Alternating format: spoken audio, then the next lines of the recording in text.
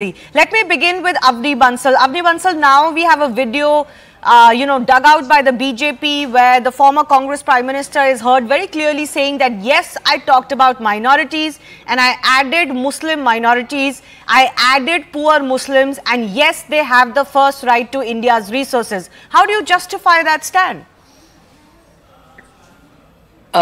Thank you for that question. See, where we stand in India today, the statistics are very clear.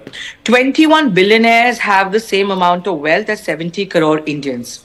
Congress's stand is simply contrast from the BJP, where on the one hand, BJP is working for a few people, for a particular section of people, whereas Congress and the India Alliance stands for all. Now, when we take this to the next level and ask, what does this all mean? The question is very simple. Our manifesto is a clear example that we are talking about welfare politics. And what welfare politics means is that we are against the fact that BJP has constantly reduced the corporate tax on the one hand, but increased income tax on the other. One second. I'm coming to your question about one second. I'm not even talking about a time when Narendra Modi has had 2 consecutive terms. This is from 2006 and 2009, right?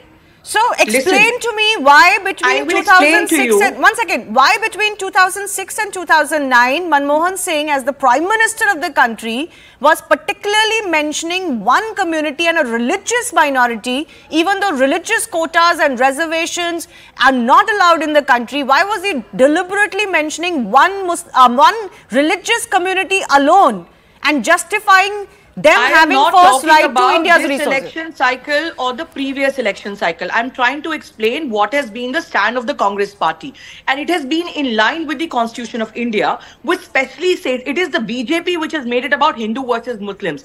Congress's stand has been always very clear. Be that but if the Congress one second. I'm sorry. Complete my point. Congress must one second.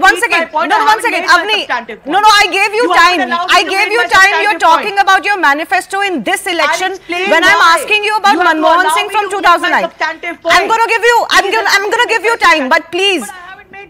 No, one second. I must reiterate my question. When you say the Congress must take some responsibility of the kind of rhetoric it has piled on India, it cannot say that Hindu-Muslim is done by BJP alone when the Congress Prime Minister is repeatedly naming only one religious minority.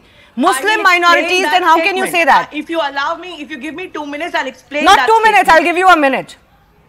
You have to give me at least 2 minutes if this has to be a substantive debate. Otherwise, whatever you can say in 1 minute, you can say in 2 minutes. Remark, if you can't give me 2 minutes. I gave you enough time already, Avni. I gave you enough time already. Allow me 2 minutes to make my Not 2 minutes, 1 minute. Please don't waste your time now. The Constitution of India provides specifically that religious minorities in India have a stake. What the Prime Minister, Mr. Manmohan Singh, said is that anybody who is poor will have a first right to resources. Particularly Muslim poor community. Amongst the poor community, it is a fact of the matter that Muslims are the largest minority in India. So when the Constitution of India talks about religious minority, when we are designing a policy and if we're talking about the minorities and we're talking about the poor, SCs are poor in India, STs are poor in India, OBCs are poor in India. We also have certain castes within Hinduism are poor. So for example, when we design policies and people belonging to the Dalit world will get a priority right, that's not a question about the caste or the religious divide. That is exactly what the Constitution of India provides. So picking out one statement out of context and again making it Hindu-Muslim is the way that the BJP wants to go. All this while the entire Mangal Sutra argument by the Prime Minister is not being debated about. No, we have debated about this. Mangal Sutra will be taken away. Avni, we've debated about this. I don't know where you were, but we've debated about this since that comment was made 4 days. Exaggeration? Yeah, so I'll come to that. I'll come to that. But please focus on the question I am raising today. If there are these videos where the Prime Minister of the past himself is talking about naming one particular religious minority again and again. One second, Avni. Don't speak over me. Minorities in India. Yes, particularly Muslim minorities. I am for all minorities because Muslims are the largest minority in India. Religious minorities. No reservations or quotas in India are meant to be for religious minorities. Religious minorities have been purposefully kept away from the purview of quotas and reservations for a reason. Religious minorities. No, they have been kept away from the purview of quotas and reservations for a reason. Muslims on the one hand are 26% in India. Yeah. The Sikhs, the Buddhists, the Christians are far lesser in numbers. Yes, but you don't talk about them. When he's saying particular, no, he's saying all minorities. But the largest minority, which is Muslims. You asked the question, particularly Muslims, why? I'm saying particularly because it's a fact that Muslims are the largest minorities in number. Yeah, the largest minority which you are quoting as 26%. They get a mention repeatedly, but the Sikhs, Jains, Buddhists, Christians don't get a mention. We have to look at the context. What is the context? Okay, now you come to the question. What is the context? The context was very clear. The context was very clear. When we are designing policies and we are talking about distribution of resources, the poor will get the first right. Now, the Muslim poor will have the first right. Look at those facts. Not the Christian poor, not the Hindu poor, not the Buddhist poor, not the Jain poor. He didn't say that. He didn't say that. Okay, I want to come in. He said exactly all minorities. Avni, 1 second. Now just pull back for 1 second, please. You asked me particularly why, and I said Muslims because they're the largest religious minority. We can draw it out of context and we can paint whatever. It's not out of context at all. In fact, the point that you're making, just lower her fader, please. In fact, the point that you're making that this is the largest religious minority and yet finds a special mention, but the more minute minorities don't get the mention is exactly the question that the Congress faces. Also, the point I want to mention is quotas for religious minorities are not allowed in India. That is exactly the question that is being asked of the Congress party. On what basis are religious quotas carved out? I want to bring in Rajiv Pandey of the BJP as well. Rajiv Pandey, as far as the quota debate is concerned, in Karnataka, the government is saying we've not brought it. You're using that to make this attack on the Congress party, but they haven't promised quota in their manifesto. The Karnataka government hasn't done anything overnight to bring in a quota for Muslims. Then what is this controversy about? Shivani ji, first you have to understand one thing.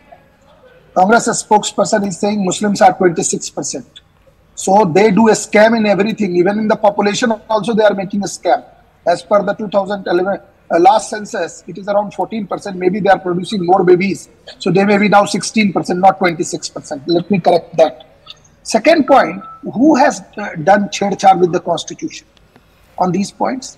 Baba Sahib Ambedkar deliberately did not provide any reservation on the basis of religion. It is given to SC, ST, my poor brothers. And then after Mandal Commission, OBC was brought into this reservation fold. Congress deliberately is trying to take out reservation from OBC, SC, ST and minorities, especially Muslims. If you see, I can tell you two specific circumstances. Madam, don't do this dancing here. When you were speaking, I didn't do anything. What is this? What is this dancing you are doing? When you spoke, I didn't use single word. You don't have any sense or to debate. Why I'm saying, when Shivani, I did not allow me to complete my point. So you complete your point now. In 2004, in 2004, Jamia Millia Islamia, reservation of SC, STs were removed and Muslims were brought at that place. In Aligarh Muslim University, again in 1987, this was done. Again, in 2004 to 2014, several times this Congress government tried that. And what they are saying is that government has not done anything on the constitutional issues. When Sahabano case took place, Supreme Court passed judgment in favor of Sahabano, an old lady. Congress party amended the constitution to just take away the right of a Muslim woman, and they are talking about constitution. Okay, no, they but are can the I first just come to suspended constitution.